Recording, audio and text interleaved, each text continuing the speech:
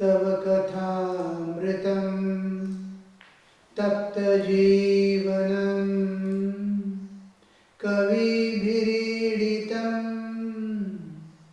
कल्मषापहं श्रवणमङ्गलं श्रीमदाततं भुवि गृह्णन्ति ये भूरिदा जनाः भुवि गृह्णन्ति ये भूरिदा जनाः.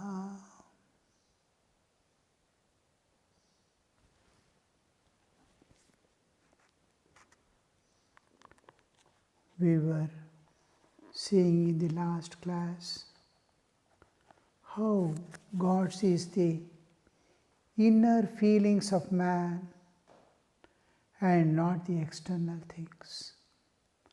Where is he? What is he doing? Where has he fallen? He is not seen by God. But what his heart says, what is the innermost content that God observes. Verily, the Lord looks into the man's heart and does not judge him by what he does or where he lives. Krishna accepts a devotee's inner feelings of love. In the Kartabhaja sect, the teacher, while giving initiation, says to the disciple, "Now everything depends upon your mind." According to this sect, he who has the right mind has the right way and also achieves the right end. If mind is the whole play of everything is in the hands of mind.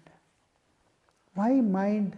Because the vasanas, the tendencies we have created lives after lives, or even in the present life, suppose music I am learning, and I have made a attachment or a tendency to go in that direction. At the time of death, all my learning in that field gets erased. I will not remember anything in my next life. But my tendency to learn music again remains. This is called vasana. All the tendencies is now the vehicle is running in the direction of the moment where it is being taken. Now the momentum, the past momentum in us, the vasanas cannot have control or hold on any aspect of our existence except mind. It cannot hold our bodily existence. It cannot hold my senses. It cannot hold my intellect. They are all independent. Senses are instruments. Mind is the one thing which controls the senses, which directs the karmendriyas to act. So the mind which is governing everything, if that is caught, so everything comes under control. Body comes under the control of the vasanas. Mind, sense, one mind. If vasana, there is a vasana has sway over the mind. It cannot have sway over the senses. Mind controls the senses. Mind controls the karmendriyas. Mind controls the bodily existence. So this mind is being caught. So if the mind, which is the managing factor of my all faculties, if that mind is in proper direction, then it is, everything is achieved. So the whole thing is to lift this mind and keep in the right track. Give the feedings. Now behind mind stands the intellect, but still the intellect has a motherly feeling towards the mind and try to satisfy what mind demands. Just like children, mother has that tendency to it is poisonous like. Still, when the child weeps for a chocolate or an ice cream when it is not well, mother is forced to give it. Like that, intellect will try to fulfill all the demands of mind, and demands of mind are nothing but it is purely under the vasanas, past vasanas, till the viveka interferes. When viveka interferes, the whole picture changes. Viveka is one thing, a faculty of the mind stuff, mana buddhi chitta ahankara. All this, it is like churning these and taking out the butter. And this viveka is independent of vasana always. Intellect also has an affinity for mind. Viveka doesn't have. Viveka, now when viveka comes, it leads the intellect itself. It pervades the intellect from within. And intellect starts behaving independent of the mind which is under vasanas. And this intellect not only becomes independent of mind and starts going towards the divine, but it shows the ways by which the vasanas can be eliminated or the mind can be freed from it teaches the mind how you got entangled in the world, how you can release yourself, O mind. So we see most of the saints addressing their own mind. Manache Slok, all these, Manare, all these addressing their own mind. So here we see here when Sri Ramakrishna says, now the whole thing, the Kartavaja's way of presenting, now whole thing is in your mind. How, if you are right mind, then right will be your path, right will be your achievements.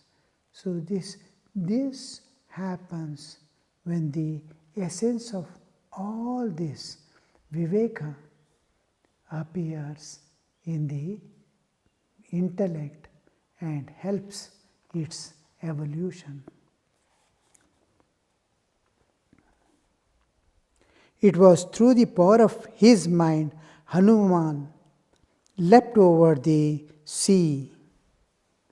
Huge leap, leapt over the sea. I am the servant of Rama. I have repeated his holy name of Rama. Is there anything impossible for me? That was the Hanuman's faith. Mind. Mind is one side is to release itself from the past vasanas, create new vasanas, and this new vasanas, the basis of new vasanas is faith.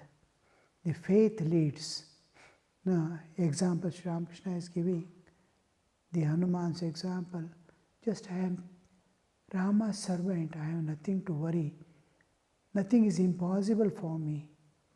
That faith in Rama and Rama's strength makes him take a leap over the ocean and land in the Lanka.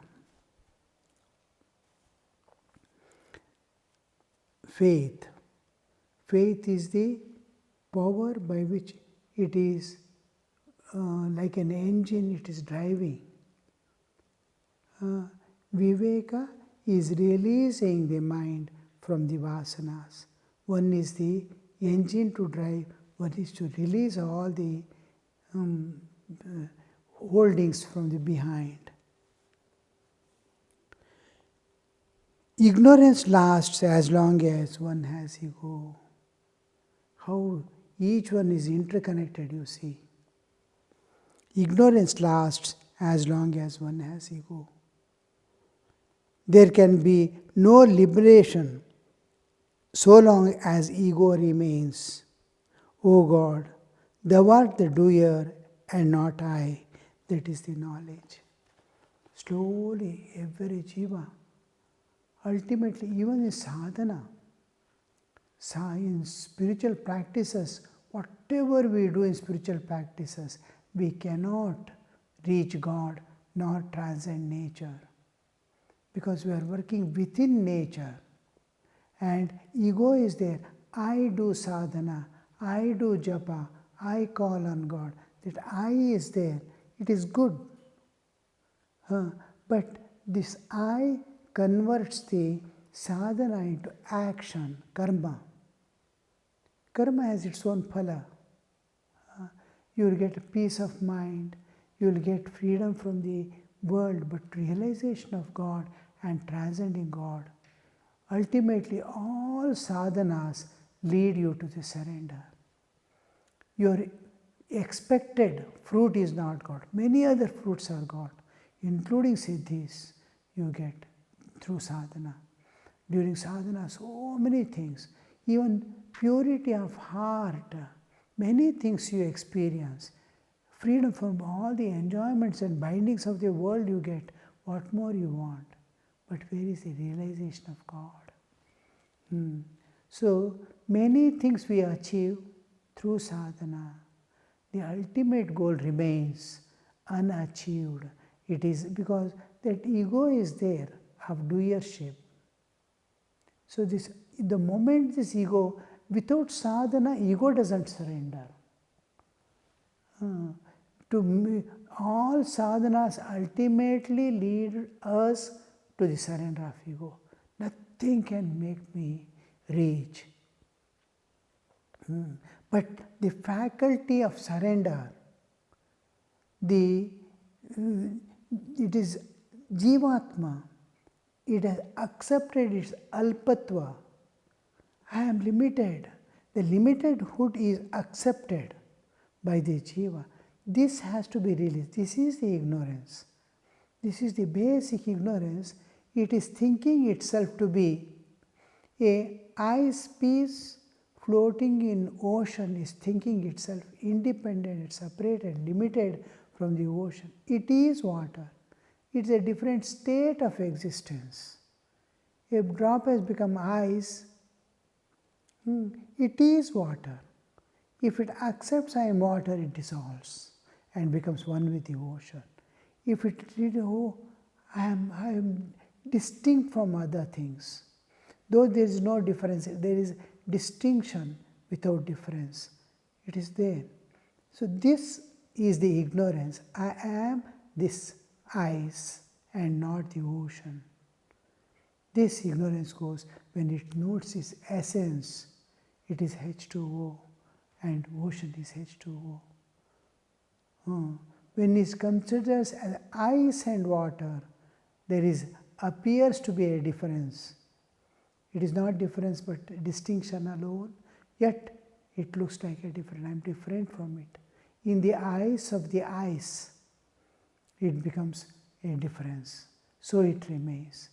This ignorance dissolves with the surrender of ego. Ego is holding on to that. I am limited. Ego surrenders. The ignorance dissolves. And it finds, oh, I am yourself. So this is the actual evolutionary process that happens. The whole thing leads us to the surrender of the soul. Thou art the doer. I am not there. For everything, the ego has kartritva, bhoktritva and jnatritva. Three aspects of ego. Ego has I am doer, I do, I enjoy. Doership, enjoyership. And then knowership. Knowership is it knows I am limited, jivatma. This limitation. But the whole thing to transcend the nature and go, that what is needed is kept in the jiva. And that jiva can get released just by surrender. That surrender is, O God, thou art the doer and not I. That is the knowledge. With it dawns the knowledge. By being lowly, one can rise high. The chatak bird makes its nest on the low ground, but it soars very high in the sky. Cultivation is not possible on high land. In low land, water accumulates and makes cultivation possible. Ego is like a peak on which the water doesn't stand. The water flows down into the bowls on the earth. Wherever there is low land, it gets accumulated. There you can cultivate. So where there is ego is like the high mound. We usually tell when what moves or walks before the man. When the man is going, what is the most thing that is in the front is his nose and stomach. Nose stands for the ego and stomach for the desires. So you can usually see when a person walks, his stomach and the nose is what move forward. By being lowly, one can rise high. Means humility. Humility is he becomes so humble. No presentation of ego anywhere. Ego of knowledge, even ego of knowledge, a jnani doesn't present. He so humble, so loving, so this one. And for the purpose of fulfillment of nature's work, nature may keep the ego of a knowledge, like in Shankaracharya, it was there. In some people, ego of knowledge, ego of being a bhakta, and all that is kept after realization also for the welfare of the world.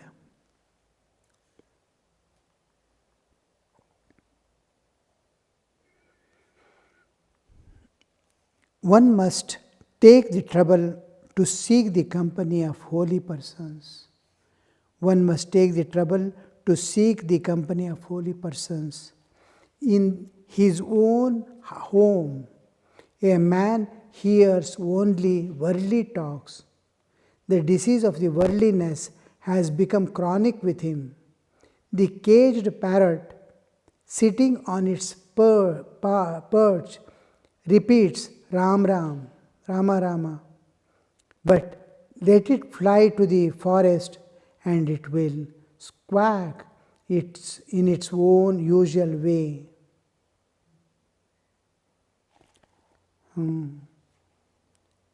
You see, the holy company, very difficult to get, but that is the only solution. Constant hearing of the divine. One important faculty given to man, or a vent through which knowledge can get accumulated into the or awaken the inner self, is Shruti, hearing. Some elderly sadhus and all, in the beginning of the sadhana, they used to advise, listen to anything that is divine and good, and that which is helping man's evolution. Constant feeding is necessary of the divine, because we have external awareness and internal awareness, antar prajna and bahir prajna. Bahir prajna, every bit of the world that we see, perceive, think, imagine, read, everything gets filled up in the bahir prajna, external awareness. Internal awareness remains empty. Even at the time of death, they feel emptiness within. because inner antarprajna is not filled with the divine. And here, when you are in the company of the holy people, holy company, you will see that the constant feeding, every bit of knowledge regarding spiritual and divine enters into the antarprajna. It doesn't stand at the outer prajna, external awareness. It doesn't become a part of the external awareness. It becomes a part of the internal awareness. What is this internal awareness? Sri Ramakrishna gives the beautiful example of bird sitting on its egg for hatching. When bird is sitting on the egg, it just looks all around. Without blinking its eyes, it is seeing.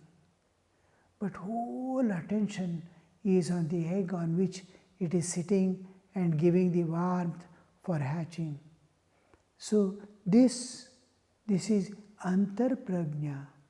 It is when you are walking in the world, when you are studying, when you are learning, when you are doing some activities, can you observe within yourself where that I exists, what is there along with it? Deep within yourself. There you see the inner awareness slowly getting filled up with even if a man meets with a unknown accident, momentary death also, he is filled inside with the divine. The part which is safe, in that safety part it is no more empty.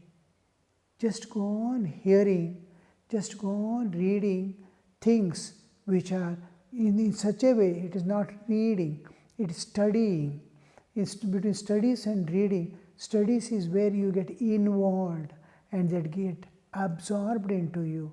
Reading is just casual reading, dropping away and going. It is not involvement.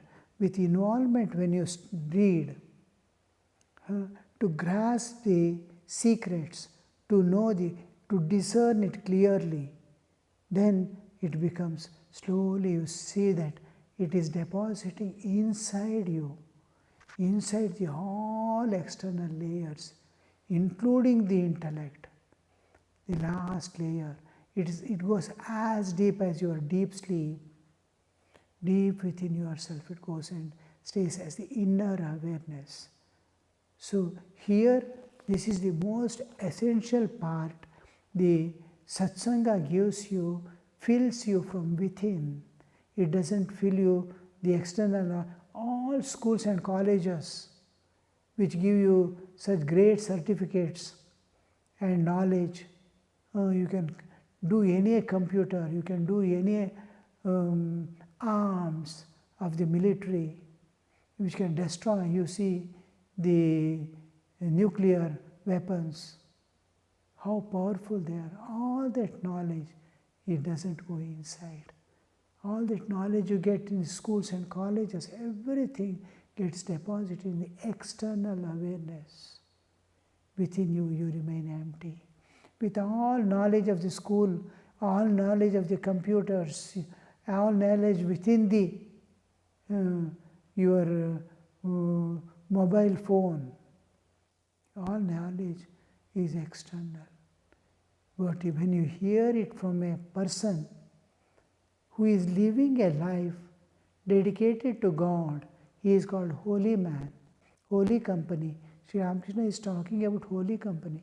A man who is landing, who is living in the spiritual world as a spiritual aspect or as an advanced sadhaka or an enlightened person or a saint or a struggler, spiritual struggler who has given up the taste for the world. He might not have got enlightened, but he has given up the taste for the world and is seeking God also. It is sufficient. He is a step ahead of me, like when he is studying in 10th standard and I am in the first standard or second standard. Yes, he can teach me till that. So all these people we can consider as the holy men for at our level, each level, and get the knowledge from them. And this knowledge, what we hear from them, goes deep into our inner cell and becomes a part of my existence. My existence. All others remain in the memory, external things. This goes inside, and from inside it blooms. That is the enlightenment. So one must take trouble to seek the company of holy persons. In his own home, man hears only worldly talks. The disease of the worldliness has become chronic with him. Go move with any person in this world, however knowledgeable that person may be, he will talk to you only of the world and worldly contents. Spiritual matter doesn't come up, or higher understanding. When people leave home and come away to join the ashrama, how much of resistance from the family, and how much of resistance from within the person itself. He has to conquer both his own mind, small doubts, small understanding. Will I be able to live this life? That is my real nature. That doesn't come to my mind. With some acceptance, he is able to leave the home and renounce and come away. Yet, their house people, they should have led the children towards the eternal life, towards the pure life of sacrifice and divine love. They hold them back. They want them to earn in the world, enjoy the world, and undergo intense suffering, endless suffering. Then we see what is the difference between a holy man and even house. Lot of difference. It has become chronic, Sri Ramakrishna says. The caged parrot, he gives the example.